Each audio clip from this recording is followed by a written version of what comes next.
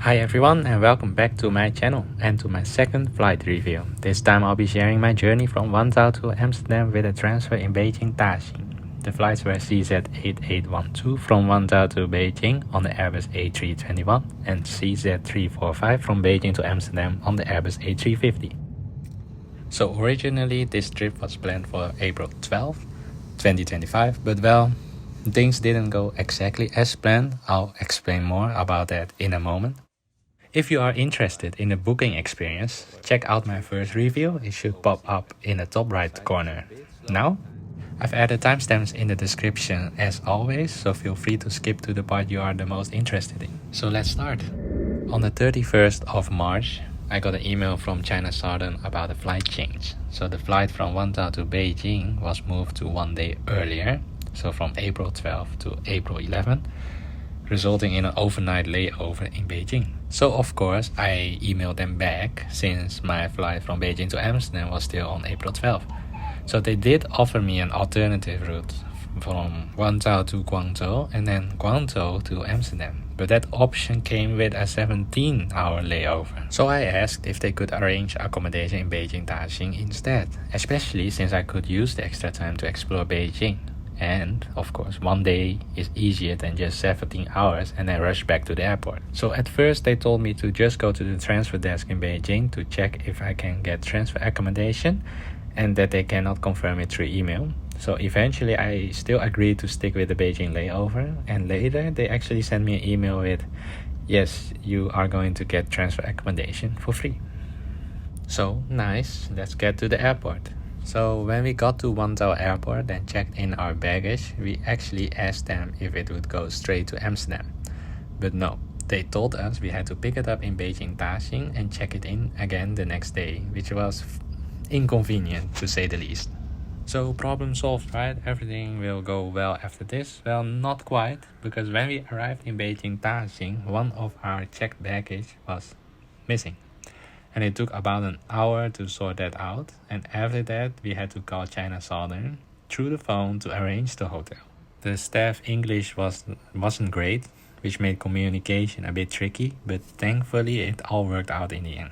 Surprisingly, they asked us in through the phone, why are you picking up your baggage? You have a connecting flight. They will send it to Amsterdam. And then we were telling them, no, they told us that we had to pick it up and cannot send it immediately to Amsterdam. So I don't know why, but anyway, a China Southern staff member eventually escorted us to the shuttle bus for the airport hotel and waited with us until it arrived, which was a really nice touch actually. Now, just to make clear, I don't blame the airline for the lost baggage. That might have been an airport issue. We don't know. In the end, we were taken to the hotel in just 5 to 7 minutes from the airport, with breakfast included. So the hotel looked very modern and very clean. I believe it opened in 2022 somewhere, and here is some footage I captured. It is in portrait mode, but I think it still looked great for a free hotel.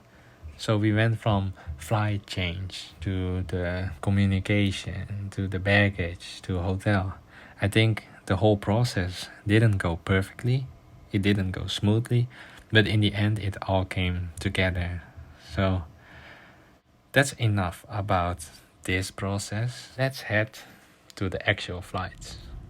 So we did not complete online check-in because there were some issue with inserting the phone number and then saying an error because it's not a valid phone number. But that wasn't really a big deal. We just checked in at the airport. What did work, however, is booking your seats in advance after booking the flight.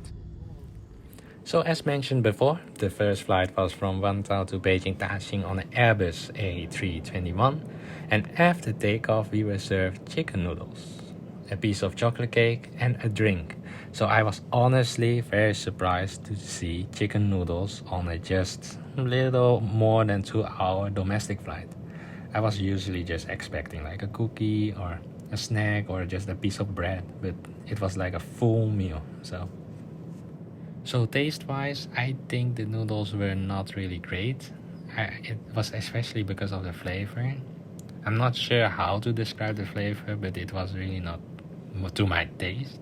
So I would give them a 4 out of 10. So the flight itself was very smooth, and surprisingly I also fell asleep and only woke up during the landing. That's why you only see like part of the landing in this video. So overall it went really well. So the next day we checked in again at Beijing Daxing and everything went smoothly. The only thing you need to do is fill out a form declaring that you do not have any restricted items in your checked baggage, like a power bank or anything flammable or whatever. So after passing immigration, we noticed that the international departure area didn't really have many food options. So it might be better to just eat first and then pass immigration. Especially if you arrive domestically from somewhere in China, then you have plenty of options before you go to the immigration. Of course, if you have time, I would recommend you to do that, unless you really like McDonald's or KFC. That's available in the international area. And keep in mind that there are some noodle shops in the international area, but you have many more options in the domestic area.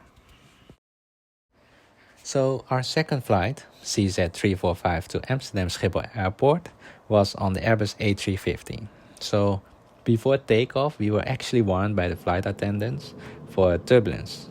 So on that day, about more than half, I believe, of the domestic flights were cancelled. So there was a little bit of stress whether we were going to Amsterdam that day, but luckily we did get the green light to fly.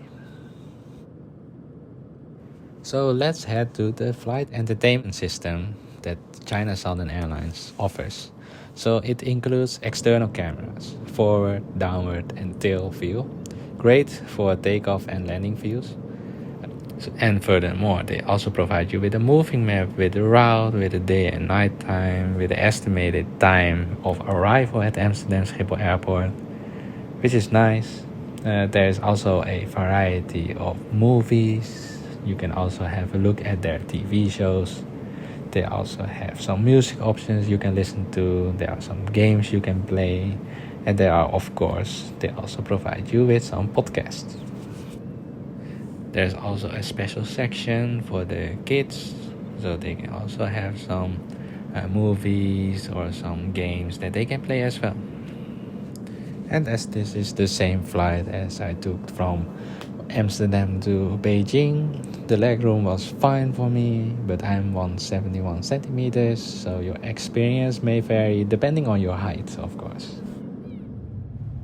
So after takeoff and passing the turbulence, we were served our first drink. After our first drink, we were served our meal.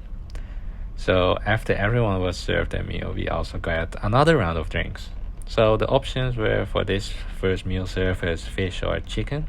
So I went with the fish and it was surprisingly very, very delicious. It came with rice, a cake-like dessert, fruit and a salad.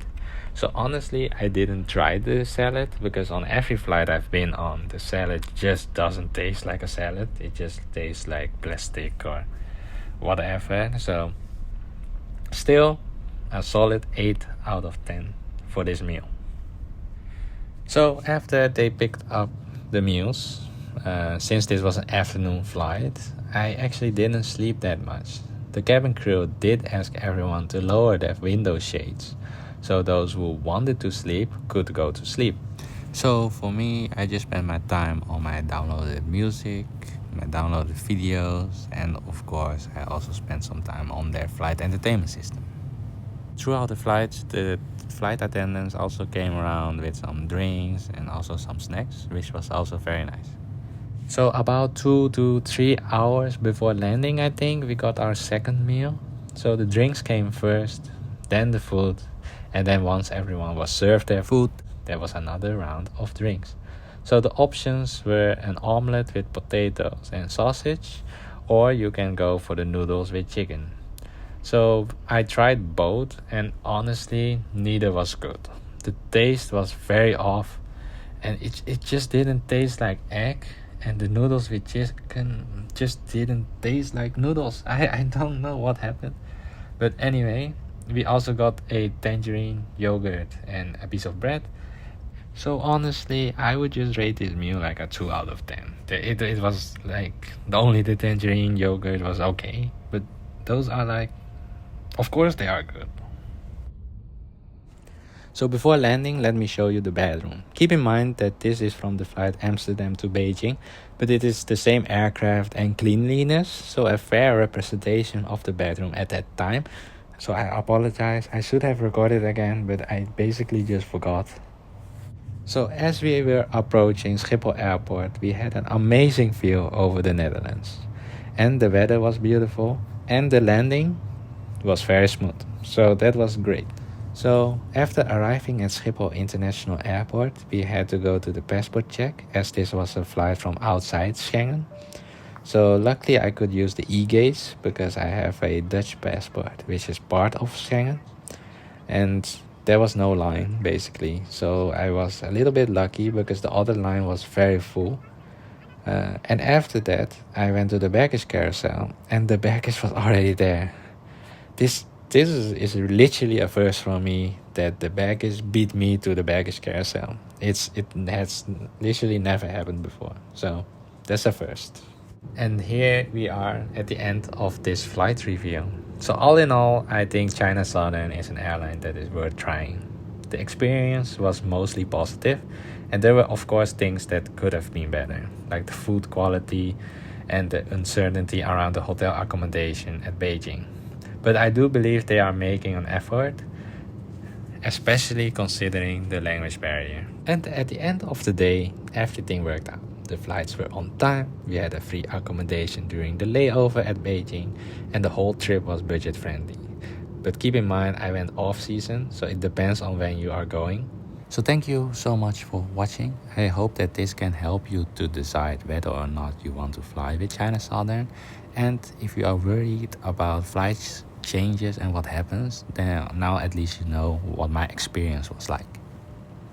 If you found this to be helpful, please consider to hit that like button and also subscribe to the channel. I would really appreciate the support. If you are into flight videos without commentary, I've actually got something for you. Because on my channel I also upload separate videos with the full experience of takeoff, the cruising and the landing, without adding any music to it. Just focusing on the experience you would have on board the aircraft. So if that's something you like, also check my other videos and the video that I will upload next week. So for now, this will be my final review because I have no holidays planned. When I do go on a flight, I will of course review it.